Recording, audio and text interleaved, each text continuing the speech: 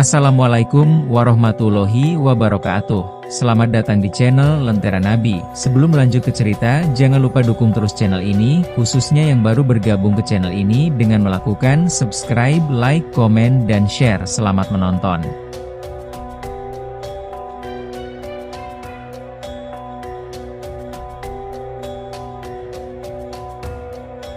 Setelah kaum Ad dimusnahkan, sisa-sisa keturunannya memilih tinggal di gunung-gunung yang lebih terlindung, yakni dengan mengukir batu gunung untuk tempat tinggal.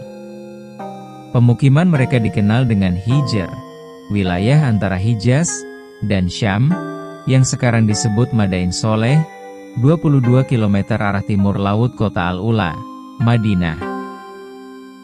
Mereka adalah kaum Sam. Rute migrasi kaum Ad. Dari Al-Ahqaf Yaman ke Hijr, antara Hijaz dan Syam, lalu ke Kan'an, Syam. Bangsa raksasa ini dimusnahkan antara lain saat Hud, Soleh, Handlolah diutus oleh Musa, Yusha, juga Tolut. 2 abad setelah dihancurkannya kaum Ad, atau akhir milenium ketiga sebelum Masehi, Allah mengutus Soleh pada mereka. Soleh mengajak bangsa Samud untuk kembali pada agama Tauhid.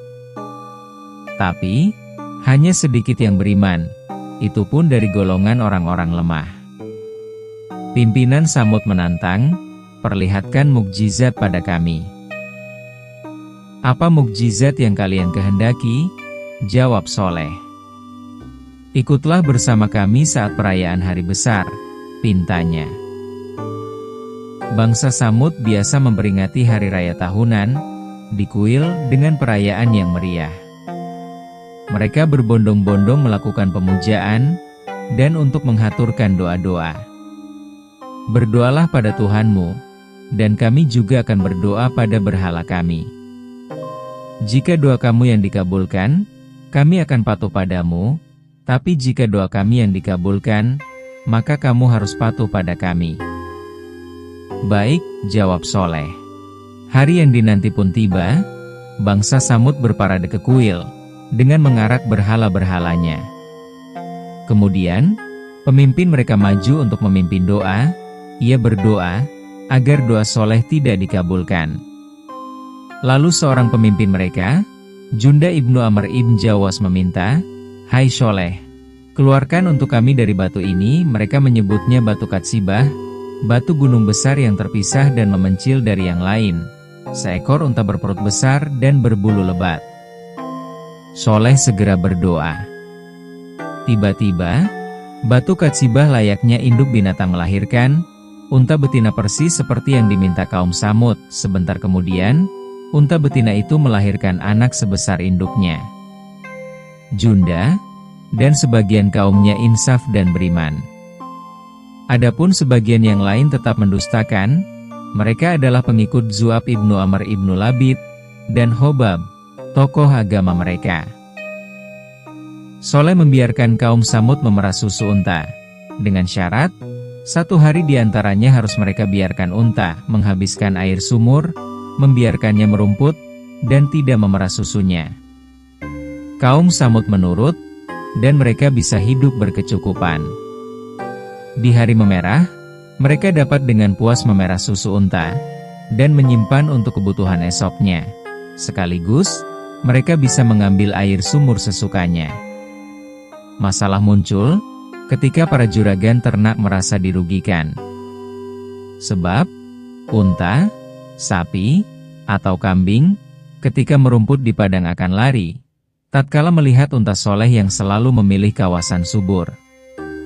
Tersebut 2 wanita kaya yang memiliki banyak binatang ternak, yaitu Syoduk binti Mahya ibnu Mahr, wanita muda jelita yang kaya, dan Unaizah binti Gonam ibnu Muholid, seorang perempuan tua yang meski begitu, ia memiliki putri-putri yang cantik. Keduanya sangat membenci Soleh. Untuk itu, Syoduk merayu Hobab, seorang laki-laki kaumnya, untuk menyembelih unta Soleh, dan berjanji akan menyerahkan dirinya. Hobab tidak bersedia. Kemudian, ia merayu Misda ibnu Mahroj, yang masih keponakannya dengan janji yang sama. Misda tergoda olehnya dan menyanggupinya. Di pihak Unaizah, ia meminta Kidar ibnu Salif. "Hai Kidar, aku akan memberikan putriku padamu. Terserah yang engkau suka. Tapi, jika kamu mau menyembelih unta soleh," ucap Unaizah. Kidar menyanggupi. Lalu, ia dan Misda dibantu 7 orang kawan mereka, berangkat memburu unta soleh. Dari balik pohon, Kidar dan Misda melepas anak panahnya. Panah meluncur dan tepat mengenai sasaran yang dituju, yaitu mengenai kaki unta. Lalu, kawan-kawannya berhambur keluar dari persembunyian untuk menangkap. Unta soleh ditangkap lalu disembelih. Kemudian kaum Samud berhambur keluar dan bersama-sama menikmati daging unta.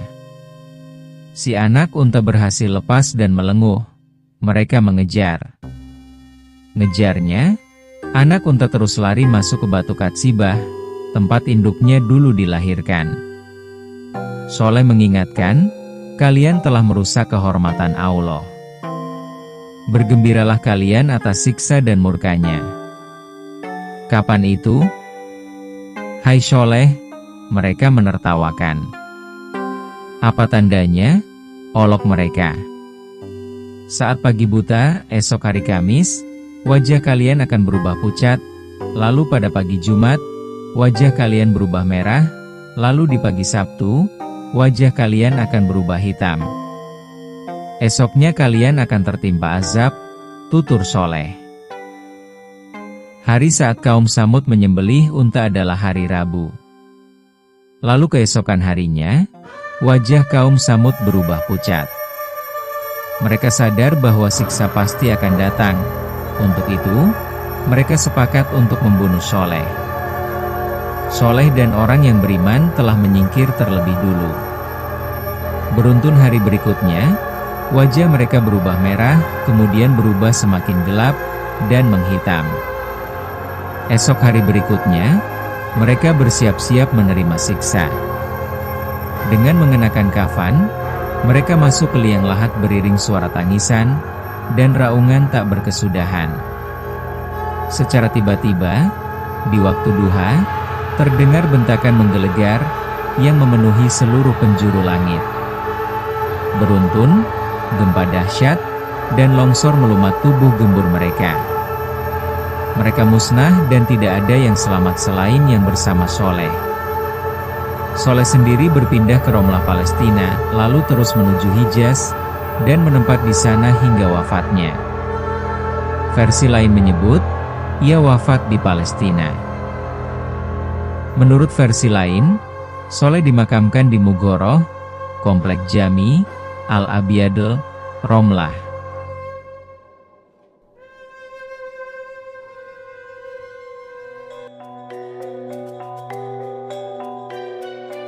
Cerita selanjutnya akan segera tayang di part 8. Maka dari itu, pantau terus channel ini, mudah-mudahan bisa bermanfaat dan bisa diambil hikmah yang baik untuk kita semua, amin. Kami pamit undur diri. Wassalamualaikum warahmatullahi wabarakatuh.